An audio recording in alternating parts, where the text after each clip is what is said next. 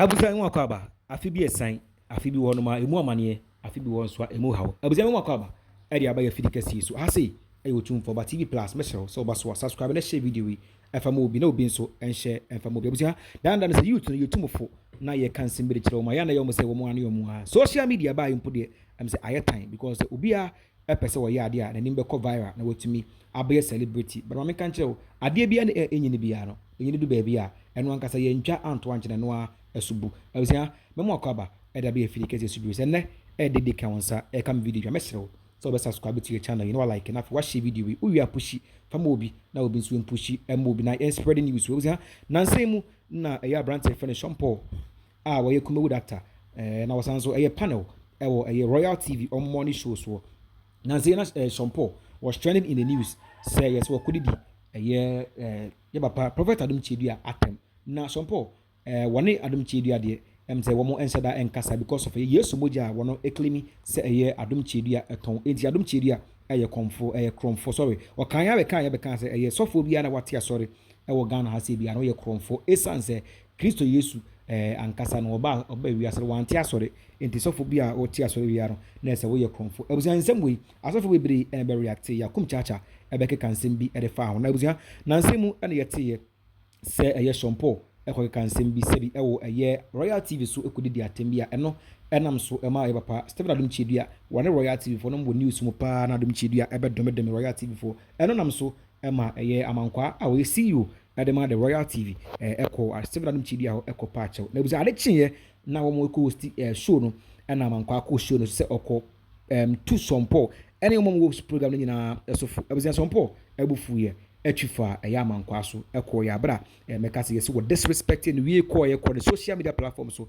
ekọ ske kan sembi de gu eye Royal TV for ni ma se di o matem ni nsem bibiri ebusia ensem we no ene de ke kan bibiri ena Shampoo eye na woni de okotena ne live so ewo YouTube ene Facebook eye de atem a meka se coach ba bra ma nyina wo so a ede kom papa Prophet Stephen Adom Chedua nso eni enye sa ne ma no ho enti no ba bonten ebe shoute ede ma eye Shampoo enti ekọ so aye na yenim se Adom Chedua wadi nka chi eye sofo abro no ma ewo Ghana ha se dada enti woro no menim sementimi indirect no se wo sofo na mentimi so nka se wo sofo because nyankopon enkoto ne bu atan nipa entimi emuate ebusia Adom Chedua ede eye Shampoo ekopie mu ewo police station over the week no em se Shampoo ye interviews nya de bi na be kire nsem mu wase ase na ebusia na yete na wo se Shampoo esan so kopie mu ewo court se de Adom Chedua ne kopie mu ho na pepepe na ebusia ensem ba bonten ene say remind Shampoo for 1 month because you say the lawyer no eni afamo ebusia mesrew ma ne nkobo ye ne adwae ba e de ka beto aso e de ama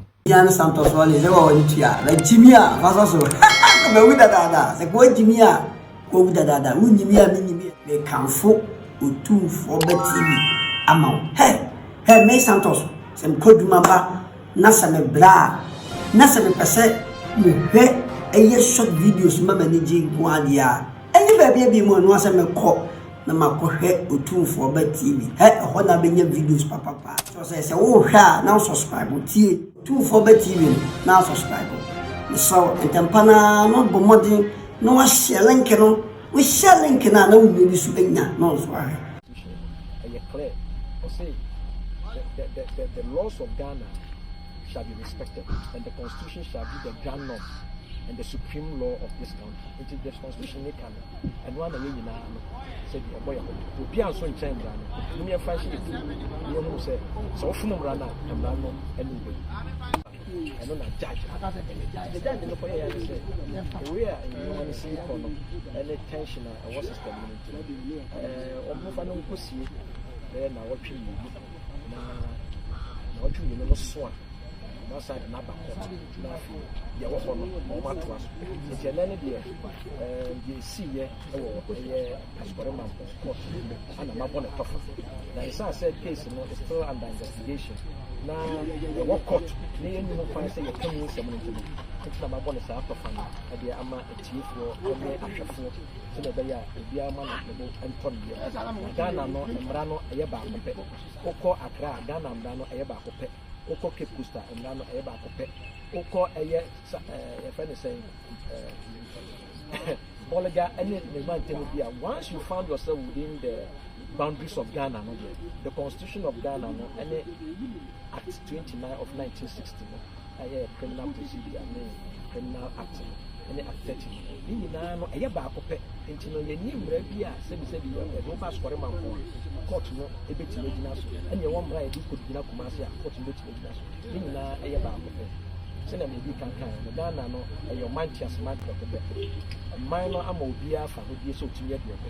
O man no be on for this, or yet your PBA. Shanna went here to this so far. I clear, book of lawyers 100, maybe now. You make a Mabila, and that's Article 269 of the 296 of the Constitution of Ghana. Sana volunteer. The court has the discretionary powers to exercise. I'm saying the lawyer don't end the one. Oh, okay. Because the whole part of Abuja. Okay. And you know about Semrama court. Okay. I say I'm one of this year, and then one arm one, you could see say for 1 week. Into or 25th. Okay. Dating that way.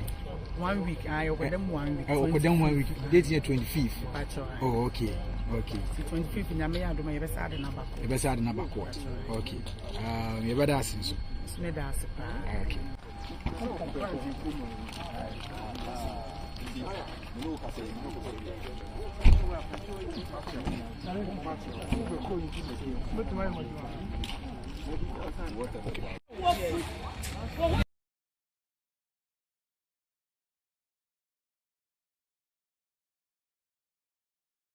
I was a two for this one tier. I am now quantia, the 7.4 can pepe. Now, I was ya way. Any the Wamukopi mu I will call to one doctor for and sorry lawyer for no and the able to just say some poor you reminding no because he said the lawyer no I'm one I was away adding someone about if you are branch some poor how you come with doctor Nakachi Mesero say young and some way and find your foot to and for my home OWUSU subscribe and share video if I'm movie now open so and share movie maybe a bit to me I have foot to some idea movie macro. Mege won't stop legre. Shall you do the gay? Why come to the gay? I a boxing. I'm a Makai Holy Fraud and a Tyson.